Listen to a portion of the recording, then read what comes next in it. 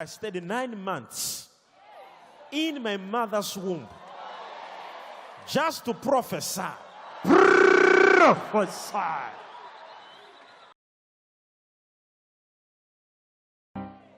I told you of a man who I delivered from. He was a gay.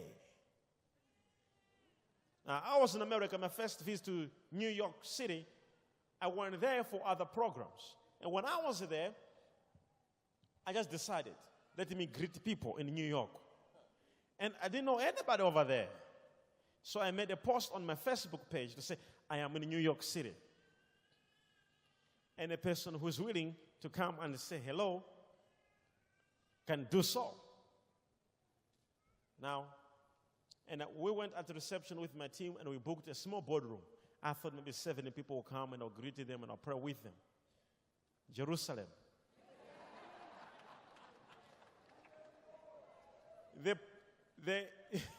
The police department had to intervene to say, you can't have a program here. There's so many people. I just mentioned the name of the hotel that they can come there. The hotel had phone calls like they've never seen it before. Cars were coming. We had to change for the venue, and we booked another place. A bigger venue, which they do for conferences. I'm like, oh my God, it was a greeting. The greeting turned into a conference. And I'm telling you, within 2 hours, the conference hall was full. And they began to reverse people. Don't come, don't come, don't come. I'm like, I just came here for a greeting. I know nobody in this city. So I went there, and the first man I met, I looked at a man, and this man, he is a man, but he looks like a woman.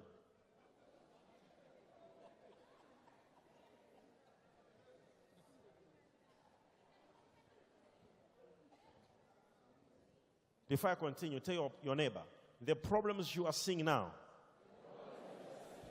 were planted way long ago. What you are seeing now, neighbor, strategically, it was planted way back just to appear in the season of harvest. So, neighbor, if you have a problem now, just know a harvest is right here.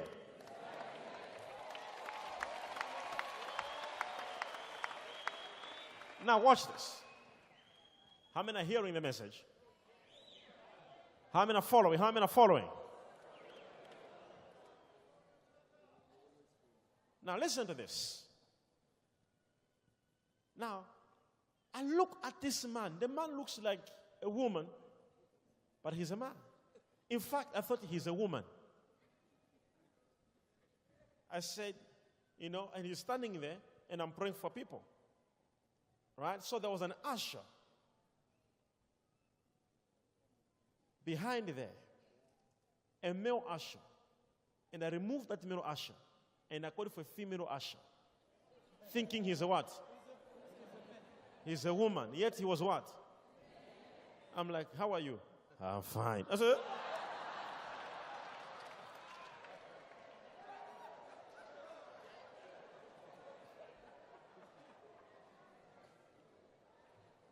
I said, wow. I'm like, okay.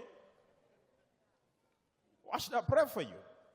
The man said, I want to be delivered. I want to be delivered. I'm a gay. I want to be delivered. I have gone to all deliverance places, to all men of God in Africa, in Europe, in Asia, but I am still having this problem. And I don't want to be a gay. That caught my attention. I moved 6 steps backwards.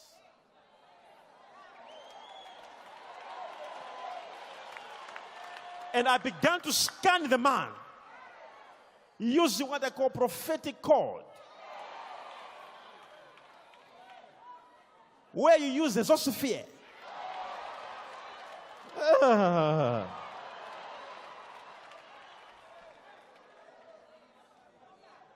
In this court, we use anything. I began to look at the man. And I began to decode his history. And the Holy Spirit took me back to 1982. I said, your problem began in 1982. The man said, no, I was born in 1983. I said, wait, nobody edits me when I'm prophesying. I said, I stayed 9 months in my mother's womb just to prophesy. Prophesy. I said, sir, you were born in 1983, yes. But your mother became pregnant in 1982 on the 11th of October. He's looking at me.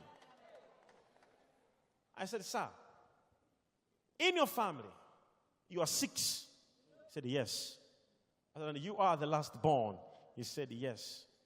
I said, sir, all of you in your family are all boys. He said, yes. I said, that's where your problem came from. I said, when your mother was pregnant of you, she said, this child will be a girl. She went to the hospital, and the doctor said, it's a boy. And your mother rejected it, refused it. And they said, this one is a girl. Your mother went on to buy clothes for a girl. Your mother had a baby shower for a girl.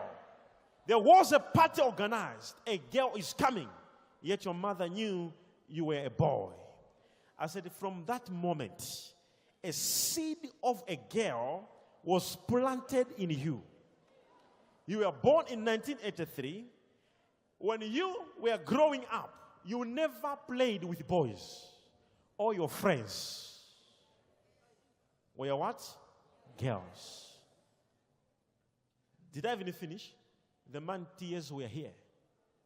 He said, that is 100% true. And then he was speaking with a U.S. tongue. Yeah. Oh my God. Oh my God. You. Oh my God. Papa. You are right. Papa.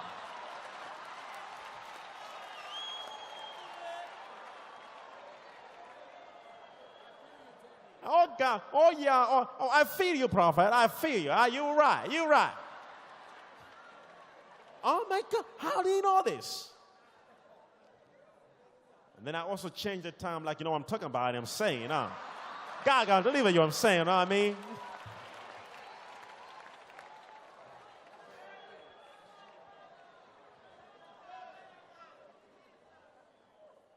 Now watch this. And this is what the Lord said to me. He said, for this man's deliverance, take him back to his mother's womb.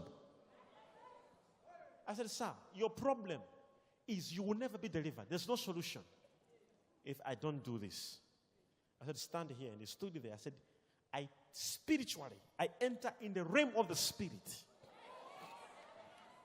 I take you in the spirit realm back to 1982. I take you to a place in Oklahoma. You said, yes, my parents were living in Oklahoma. And I was born in Oklahoma. I said, I take you there. I said, I reverse every statement which your mother was born. I said, right now I am in 1982 with you. I have taken you back into this year. I said, now I reverse, I cancel, disrupt, I break, I paralyze. I say, I rearrange every word that was spoken that you are a woman. I reverse it. I go to 1983 before you were born. I reverse. I put you back in your mother's womb. I cancel. The time I was talking like that, this man began to scream. He began to scream like a certain animal I don't know. he began to move. He began, ushers, 6 ushers were holding the man, and the man was just pushing hands. And they were all failing to hold the man.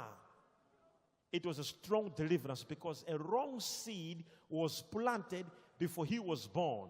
When he grew up, when he was 26, he became a gay. But what people were seeing was not planted at that time. What people were seeing was planted before he was born. Are you understanding what I'm trying to say? What we are seeing in your life, the struggles you are facing now, the problems and challenges you are facing right now are not planted now. There was a moment of sleeping. I don't know when, but the enemy did this. By the time I was finishing, the man was vomiting. By the time I was finishing, the man was on the floor delivered. I said, you are free. Now watch this. A year later, I went back to New York City for a conference. And I saw the man coming to me in a wonderful suit, and he was part of the protocol. And I said, do you remember me? I said, no. I said, no, sir. He said, I'm the man you delivered. Ladies and gentlemen, this man now was looking like a man.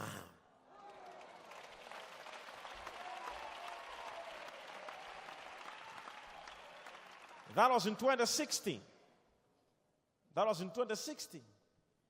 In 2017, December, the man got married.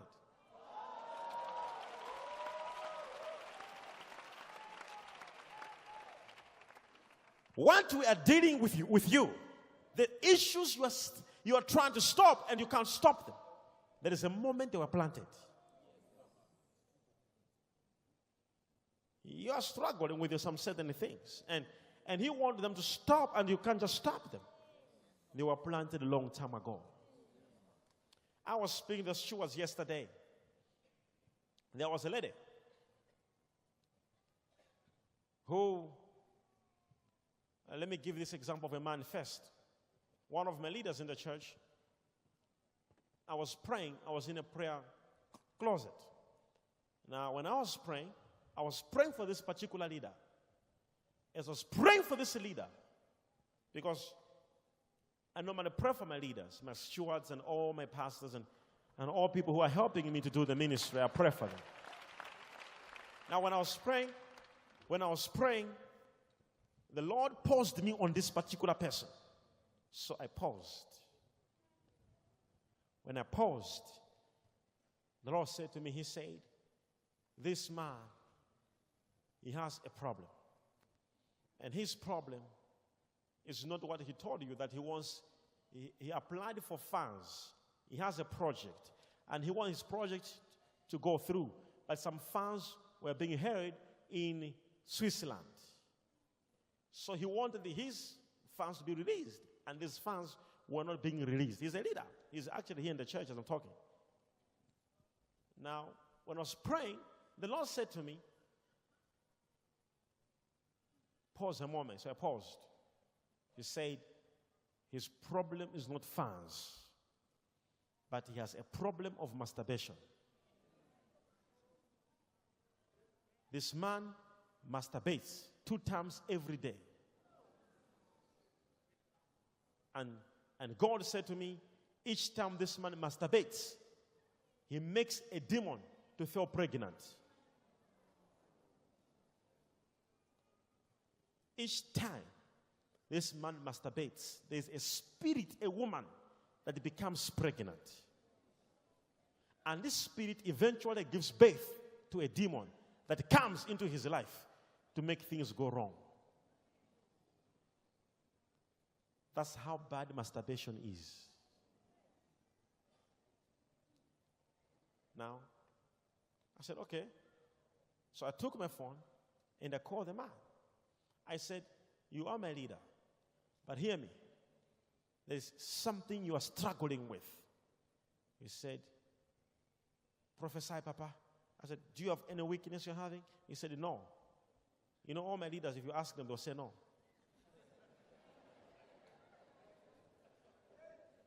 All of them. He said, do you have any weakness? He said, no. I'm okay. I said, do you have any weakness? And that's why I don't talk to them. Because when you are a prophet and you have got people around you, there are three groups. There are those who look at you as their prophet, and they serve you as they're serving a prophet. There are those who look at you as their boss. All right? And there are those people who look at you as their friend.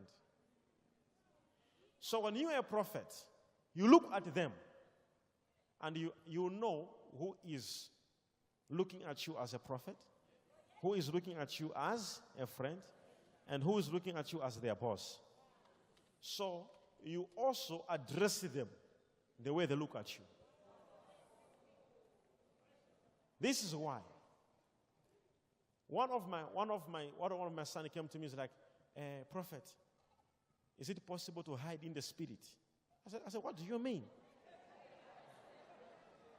He said, I've been praying to God that you must not be seeing what I do. I said the words. I said, you are so foolish and stupid. In fact, the day you're going to pray that prayer again, it will be a day that I'm supposed to see whether there'll be an accident against you or not. And it'll be like I'm hiding in the spirit and you'll die.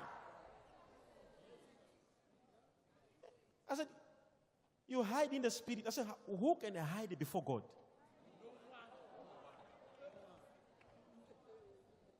Who can hide before God? Who? The guy was like, I've been praying that you don't see me in the spirit. I said, okay. I said, it's true. I don't see nothing about you. God heard your prayer. And I don't want to be seeing anything about you.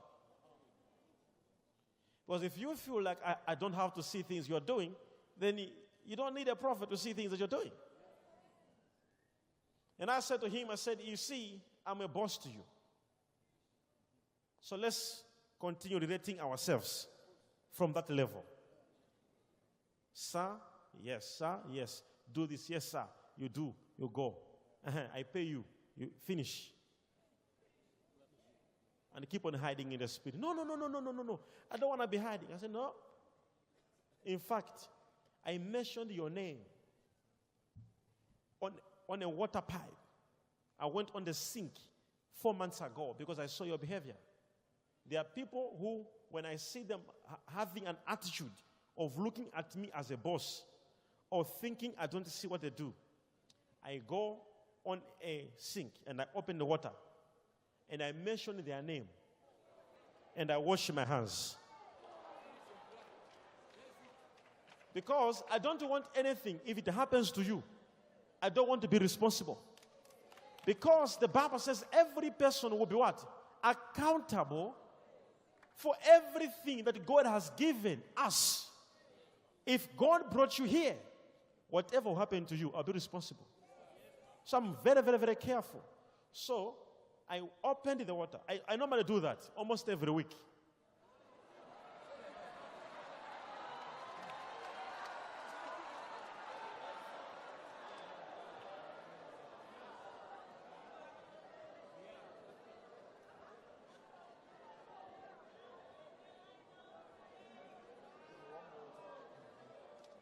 I open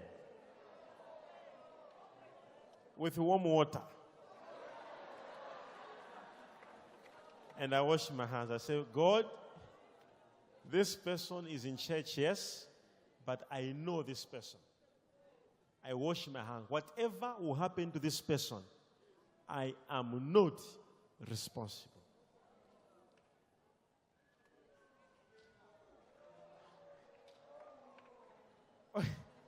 When I see the person changing the attitude, having a revelation again, I go back on that water.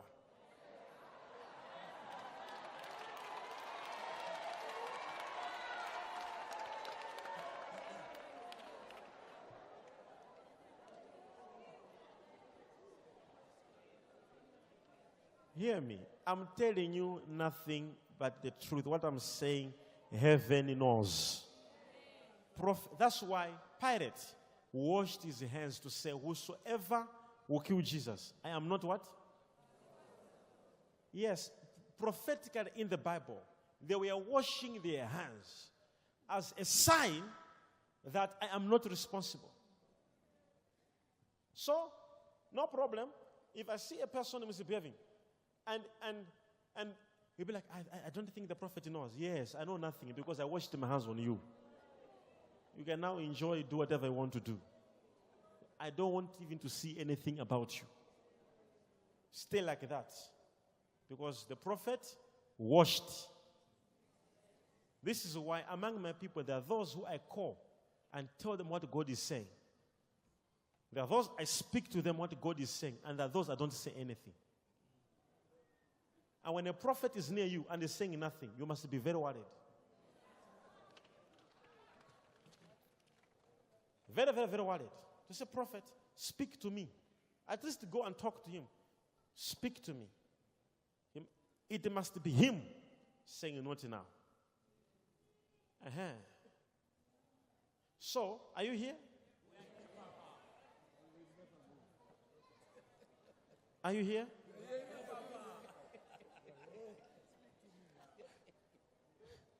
Now watch this. So tell your neighbor, what you are facing today. Say it again. What you are facing today. It is not a real problem. Your real problem happened a long time ago. Clap your hands for Jesus Christ if you can.